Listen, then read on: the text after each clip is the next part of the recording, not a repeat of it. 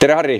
Tere! Sul 2025 aasta hooaeg on veidi teistmoodi alanud kui eelnevad aastad AMA Supercrossis.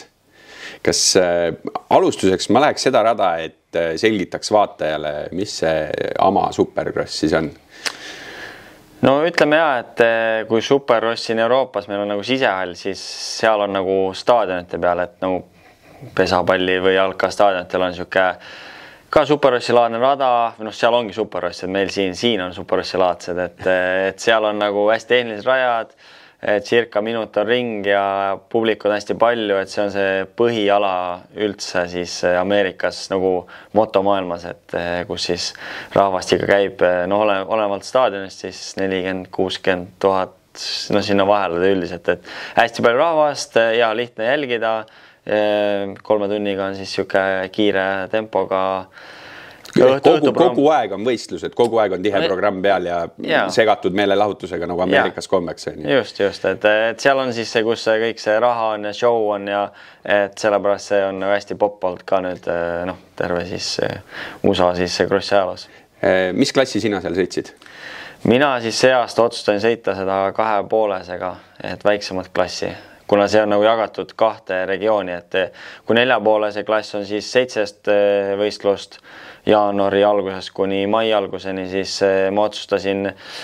erinevate põhjuste pärast siis sõita 2,5-ga ja seda idarannikut, et siis meil oleks olnud äkki kokku 10 võistlust, aga mul oli see 2 Läks natuke teistmoodi. Läks natuke teistmoodi. Palju konkurente? On palju. See vaata USA on see, et nagu väiksest peale kõik sõitnud seda Supercrossi, et kes 50-se, kes 65-sega juba alustavad seal. Nüüd ka, kui ma trennis käisin seal kevadel, siis meie talvel on ju, et seal siis kõik 65, 85 poisid, kui me teeme trenni ära, siis nemad lähevad teevad seal oma ringid, on ju, et kui palju nad seal hüppavad, aga lihtsalt saavad selle tunde kätte, et see ongi nagu juba nii veres neil väiksest saadik ja siis ühe ringi mehed on nad päris kiired, et ise juba natuke vanemast east. Mul elu sees ühe ringi mees olnud, et siis see on nagu seal on kiired poisse selle hommiku ajasõidus on ikka väga-väga palju. Ja see formaat ise, ajasõit, eelsõidud, lõpuks finaal, et kui siis sinna, ütleme, viimasesse sõitu päeva jooksul välja jõuad, kui palju sa sõita saad? No see olen veits rajast on nüüd, kui pikk ring on, et mõni tuleb natukene 50 rohkem, mõni etapp vähem on ju, aga ega need on ülilühikesed, see ongi see, et üks harjumatu asi, et nad on nagu kohe nii kui esimene ring roheline lipp tõuseb, nad panevad kohe hooga esimene ring, et nagu ise nagu eurooplasena siin nagu sõidad kõik asjad üle, seal paar ringi vaatad, aga tegelikult peaks kohe algusest hooga panema, see mingid, üks vaba trenn on laupäeva hommiku, heal juhul saad reedel väikse press-day ka teha, et meediapäeval mõne ringi, aga nad lihtsalt ongi nii veresse ja kõik need hüppevahed on enam-vähem samad kui trennis, enamus vendadel, et siis nad ongi päris julged, et ise nagu jah, et see on nagu suur siuke, mis sambis peaks tegema edasi, et kui tahaks seal nagu kohe hakata hästi nagu hakkama saada, aga ütleme et hommiku need trenn 2 sõitu, see on ju 8 minutit pluss 2 korda 10 minutit, et seal hommikul läheb pool tundi sõiduaega on ju maks ja siis õhtusõidud on ju 6 minutit, last chance on 5 minutit ja finaal on 15 on ju 2,5. Et seal alla tunni ikka jääb see sõiduaega, aga see on hästi-hästi intensiivne. Kui kaua sa seda tegelikult planeerisid või oled sa varem ka mõelnud, et jätan selle MX-i siin Euroopas ja lähen USA-sse? No eks see on, et jooksvalt vaatame, kuidas stiilid on siin Euroopas, et ma sõitsin MM-i, ma sõitsin vahepeal Hispaanias 1 aasta ja siis viimased 5 aasta ma sõitsin Inglismaal, ja mul oli kogu aeg eesmärk USA-s teha mõned etapid seal välikrossi, lihtsalt tahaks ära proovida ja 23 aastal saime selle tehtud, läks üli hästi ka veel ja siis oligi eesmärk, et nagu siis eelmine aasta 24 aastat tahaks teha täishooaja välikrossis, aga siukest kellegi nagu vabad kohta ei saanudki kuskil tiimis ja siis nagu tegime nagu paar krossi omal käel, et äkki siis avaneb mingi hooaja lõpuks, aga kuidagi nagu ei avanenud ja siis meil sujus juba hästi nagu omal käel ka ja see hooaeg oli üli edukas ja eks seal jäime siis silma mõnele ja siis oligi, et ma sain nagu diili selleks hooajaks ja nii Supercross kui motocross, et see üldiselt Ameerikas on, et saavad mõlemad sõitma ja noh, eks ma seda teadsin ja ma nagu, mulle samas Superbrush meeldib, et see, eks Euroopas lihtsalt on vähe lihtsam ja natuke turvalisem, et ta ole nii suur ja noh, seda lihtsalt vaja varjumist USA-s. Aga ei, noh, see tuli vastu võtta ja see show ja kõik see on tegelikult ülilahe. Lihtsalt seda kogemust, see ettevalmistusaega ja lihtsalt üli väheseks, et aga noh, see on praegu mul lihtsalt tegi maksimum, mis ma sain teha, et rohkem vist ei saanud ette valmistada. Eelmise aasta sa sõitsid SMX-i päris okei tulemustega tegelikult. Mingis sõidus 9, sooja kokkuvõttes 13. Kui sa seda SMX-i ja nüüd siis USA Supercrossi võrdled, on seal üldse midagi võrrelda või täiesti erinevad maailmad? No suures plaanis ta on erinev maailm, aga mingi väikse sükse maitse sai suhu, et ütleme välikrossid, mis ma tegin, oli 9 etappi, nendega siis saimegi siin SMX finaali otse peale, et olin 20 hulgas, see oli nagu eesmärk ja selle tegime ära, julmalt arvutasin punkte suvel, et kas ikka mängib välja, õnneks mängis välja, saime SMX-it kaasa teha, eks esimene etapp oli vist kõige raskem mulle, et see on päris pikk rütmisektsioon ja hästi teravad on need tehnilised nagu telekast ja kõrvalt. Tundub lihtne, kiire ja voolav. Ei kiire ja teine asi see, et isegi sõitjana mõtled, mis seal on, et küll ma ära teen. Lähed tribüüni peale, vaata okei, ja kui sa lähed esimese laine peale, kas siis on need Ameerika lained või on see rütmilained, siis vaatad nagu lihtsalt lükatakse unikud kokku, on üliteravad. Ja siis tegelikult on päris väikeste vahedega, et sa pead nagu ülitäpne olema. Ja siis nagu oligi, et esimene etapp nagu tõmbas veitsi ahedaks, aga oligi, et mul eesmärk oli nagu sealt tasapisi paremaks minna ja lihtsalt seda iga etapp kohal olla ja punkte koguda ja siis Las Vegases, kus on 3-kordsed punktides, seal natuke riske rohkem kui vaja on. Ja siis läkski see üli hästi, et seal olime 9 ühes sõidus ja kokku oli vist 9 too etapp, et see oli ülikõva. Ja üldkokku siis tõusin ka 13-ndaks, et kõik need etapid nagu need kõik see suve sõidud, omal käel tegemine ja siis kõik need abilised, kes meil olid, et Tarvo Jurimaa eesotsas ja sealt saime kontakti mu praeguse tiimile ja nemad käisid siis ka seal Las Vegas, andsid mulle sikli kõigepealt selle suvehooaja lõpus ja siis SMX-il nad käisid see viimase etapi Las Vegas vaatamas ja kui see cross läks nii hästi ka veel, see emotsiooni üleval, siis nad otsustasid teha nagu lihtsalt tavaline motopood, otsustasid teha tiimi. Ja Ameerikas see tiimi tegemine on veits suuremad numbrid kui siin Euroopas, et suured rekkad ja need vahemaad on ikka hullud, et seal USA-s, et see on ikka ongi ühest Euroopa otsast teise, ütleme nii, et ja mitte nagu, et kuskilt Saksast Lätti, vaid nagu Portugalist Soome. See on ikka nagu bändiga tuuril olla. Ja see on ikka korralik, et selle mõttes nad panid tiimi kokku ja see oligi, et väga, siiamaani on väga tore olnud ja lihtsalt nüüd ongi, et kõik see elamine sisse, see aasta on ju need majad ja kõik asjad seal ja et nüüd tuleb lihtsalt hakata peale vigast trenni tegema ja tulemust tegema jälle, et ega muud ei olegi jäänud. Ma tulen selle nii-öelda rajale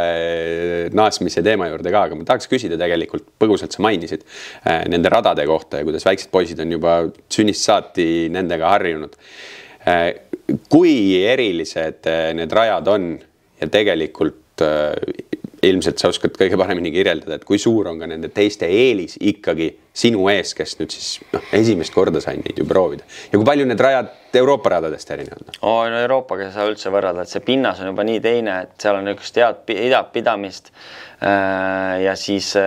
ütleme jah, Superrossi lihtsalt nagu ma enne ütlesin, et see rütmid on küll samad kogu aeg, kui sa väiksest peale harjutad ja lained saab mingi rütmi kätte, siis suures peast on sul nagu lihtsam nagu sealt nagu siis riskida või natuke pinguta juurde, aga kui ise hakkad õppima nagu crossil neid radu, siis see on päris suur samm, et lihtsalt ongi nagu ma enne ütlesin, et nagu hästi-hästi teravad on kõik, et ja seda rütmi vahet, et lihtsalt nagu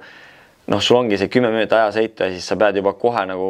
vaata, see juba 3 siit, mingi omasugune taseme vend, et esimesed nüüd paavad kohe kurvist välja 3, et see on nagu nii ulme, et sa nagu kurv on ära ja sul kohe on see laine nagu ja sealt hüpatakse 3 ja 3 edasi kohe, et see on nagu päris uskumatu, kuidas nagu tänapäeva siklid nagu veavad välja need üldse, et see on nagu et päris, peab nagu tunnetama ja ka siis julgema teha neid asju, et see ei ole lihtsalt, et lähed, mul Kaiga kogemust Euroopas olnud, Saksa Sadaki Superrossil on poodiumil olnud, Inglismaal on ju, et mingi kogemus on olnud ja heade sõitjatega koos sõitnud, aga nagu see, mis seal on ikka hoopis teine, et ongi hästi-hästi teravad, et sa pead hästi täpne olema, et tegelikult vigu ei tohi väga teha. Küll need ammorid annavad päris järgi, nagu et ammorid lihtsalt nii jäigad seal, aga jah, eks see noores peast ikka aitab päris palju kaasa, et kui sinna lähed, et ütleme, et olla üle ja nende vendade taga, kus siis ma ütlen välikrossi võib-olla olen või kelle ees ma olen, või nendest üle olen kõvasti, aga siis superrossis ma olen nagu nende taga või siis nendega koos, et seal ongi, et see siuke keskmine pakett seal, kes seal meid on, see on ikka päris kiired. Ilmselt sa ütledki siis, et kõige suurem väljakutse, kui sa siin Euroopa või nende muude sarjadega võrdled, kus sa käinud oled, siis ongi rajad ja teine on lihtsalt see oma kogemuse saamine, et sinna nii nullist ja alguses minna ongi keeruline. Jah, kellel on võib-olla keeruline, kellel ei ole, et jah, et lihtsalt mul natuke tuli võib-olla üllatusena. Eks see uus sikkel ka, või väike sikkel 2,5, ma olen ju 4,5-ga sõit juba 10 aastat, et 1 aastal vahepeal sõitsin 2,5-ga. Lihtsalt mu stiil sobib nagu 4,5-selle paremini ja tegelikult oligi nii, et enne kui ma ennast vigaseks kukkusin, me juba sõitsime 4,5-ga ja oligi plaanis Daytonasse minna 4,5-se peale. Aga kahjuks see siis ei saanud teostada, et seda, et sinna peale minna, aga eks see kõik mängisid rolli, et kõik see USA-sse minek jaanuari algus hilines ka nädal aega viisa tõttu ja 3,5-4 nädalat sai ainult sõita, need trennirajad on ka hästi kerged, lähed esimene crossile üle pika aja selle hooaja, kõige raskemad lained olid seal, üle pika aja üldse rasked lained ja siis oligi, et isegi suured 4,5-st, nagu seal ainuke üks mees, kes sõitis, oli lihtsalt Malcolm, et sõitis lained. Et mulle see nagu oli kõik see vaimselt hakkad mõtlema üle ja et et ei taha esimene etapp ära ka ennast panna ja et rahulikult, mul oligi eesmärk iga etapp kohal olla, aga ja siis nii ta läks vaikselt, et uus sikkel, vähe sõiduaega ja uued rajad on ju, väga tehnilised rajad alguses ja siis uus võistlussari on ju, et seda ongi, et isegi nüüd, kui ma lähen jälle tagasi, et kui ma Euroopas alati on saanud mingi 3 eelcrosside ära teha, kui mis oli üldse tähtsad, aga sa tead põhja alla ja siis lähed tähtsamale crossile. On see Inglismaa sari või on see ükskõik mis siis MM sari. Nüüd on nagu lähed oma superrossile kohe tuimalt peale eelmise aasta rahvuste crossist, nii et pole, Tammere superross oli vahel, aga niisugused eelcrossi ei ole, sama on välikrossile ka, lähed otse tuimalt peale, et see on päris nagu keeruline, et kui sul nagu ongi tehase tiim ja niisugused kogemust taga ei ole, et sa teed nagu pool omal käel, et seal mõtledki, et oma mehaanikuga seal, et kus mida võiks teha, ja et see lihtsalt see aega lihtsalt hästi-hästi väheseks, et need 3-4 nädalat see oli liiga vähe, et kui Prado ütles, et temal 3 kuud oli liiga vähe enne Anaheim ühte, et siis ja tal on tehase tiim taga, tal on kogemus seal taga, tal on testisõitja taga, et lihtsalt eks see oligi teada, et see saab olema väga raske. Mis sul seal trennis täpselt juhtus? Nojah, ütleme ma olen siuke, ma tavaliselt süüdista kedagi teist või midagi ei süüdista nagu mingit asja, et nagu tsiklit või et nagu, et selle pärast, aga kahjuks siis oli, et meil oli vabal nädalavahetus ja siis oligi, et too nädal me elasime sisse, leidsime korteri, sisustasime seda seal ja siis oligi plaanis minna 4,5-se peale, et mul oli vabal nädalavahetus, et teeme siis nagu natuke trenni, vaatame, kuidas tunne on. Ja see oli siis laupäevane päev,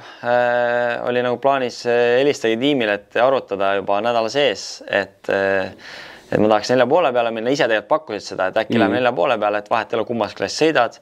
kui peale peaks saama finaalis, mingid punkte teen ja see läheb SMX-i, kuna ma välikross on uni 4,5-ga. On ju, et siis seal on mingi eesmärk, et 2,5-ga, seal nagu oled seal superkrossi sees ja nii on. Jah, et uni oleks 4,5 peale, aga ja see neljapäeval pidin rääkima tiimiga, helistama kõigest sellest 4,5-sest, aga tiimil oli manager natuke kiire seal selle tolle nädalavahetuse crossiga, siis me saad teda kätte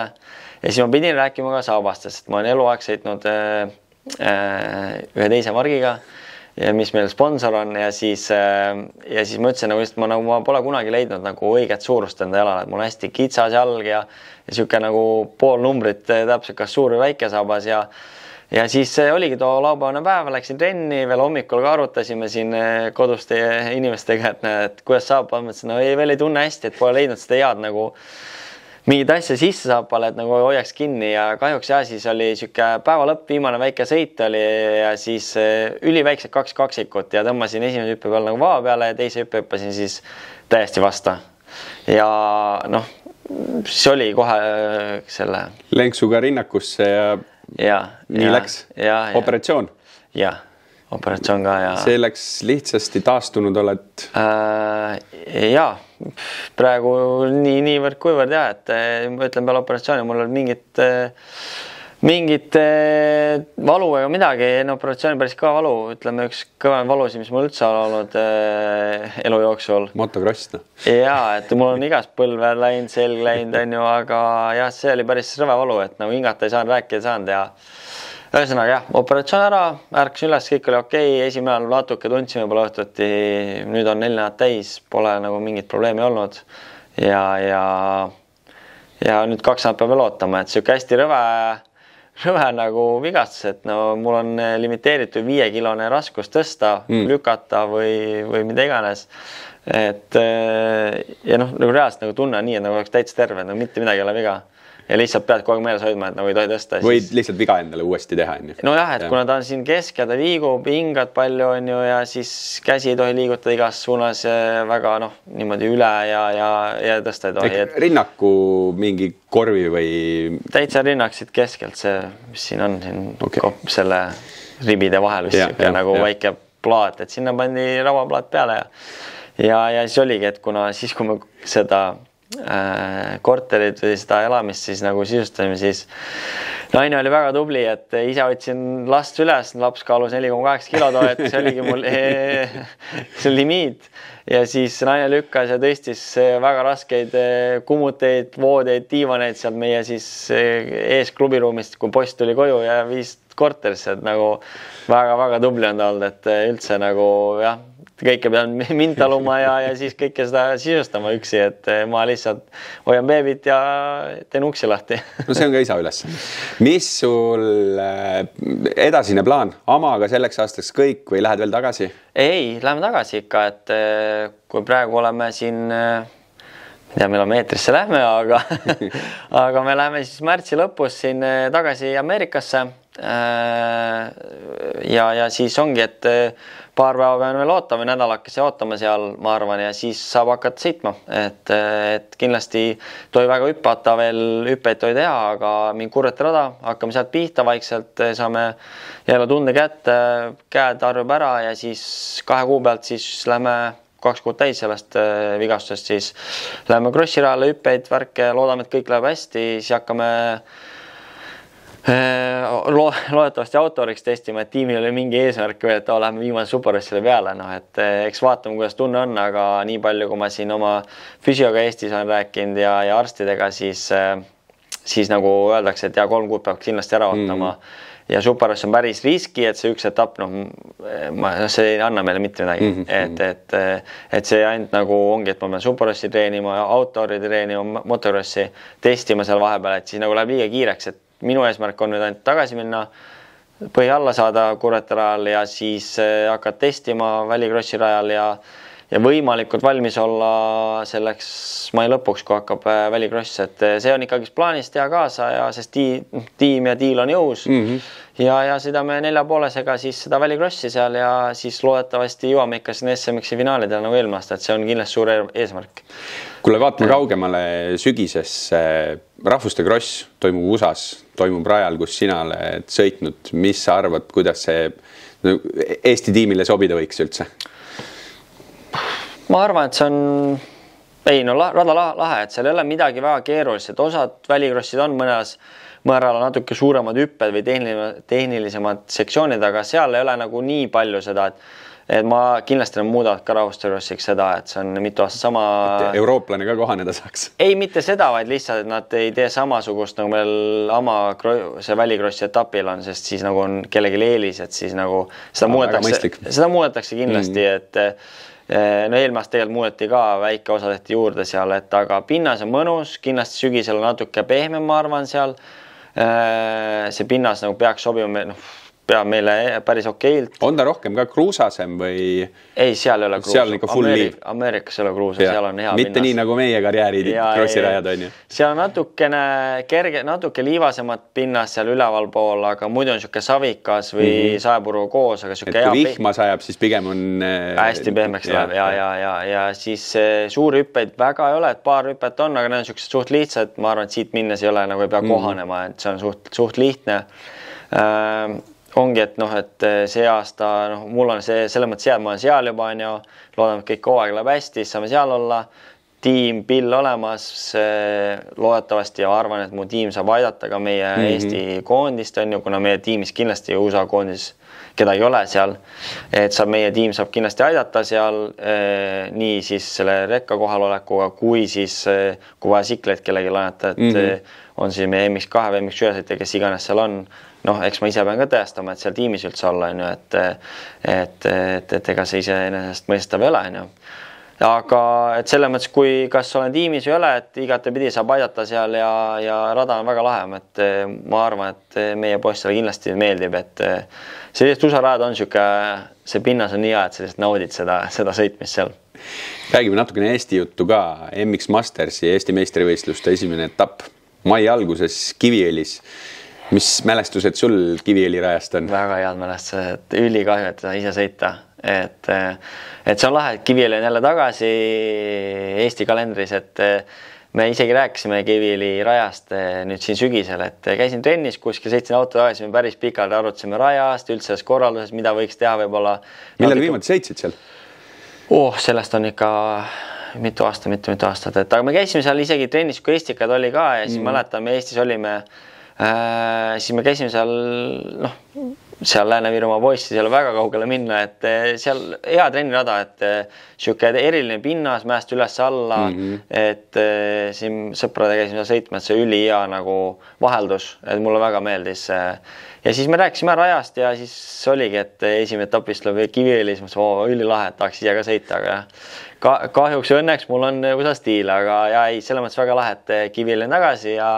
ma arvan, et praegu ilm on olnud juba märtsikuust üli hea, et nad saavad juba seal tööd teha, tuua mingi võib-olla uut pinnast natukene vähe muuta siit-sealt mingi hüppeid, kurveid veits muuta, et ma arvan, et see pinnas saab olema loodetavasti hea, et kui just aprillis väga kuum ja soe ei ole, et ta kõvaks ei lähe, aga selles mõttes ma arvan, et see saab olema väga lahe nagu esimene etapp. Kuule, suured tänud sulle, kiiret taastumist ja edukat hooaega! Aitäh!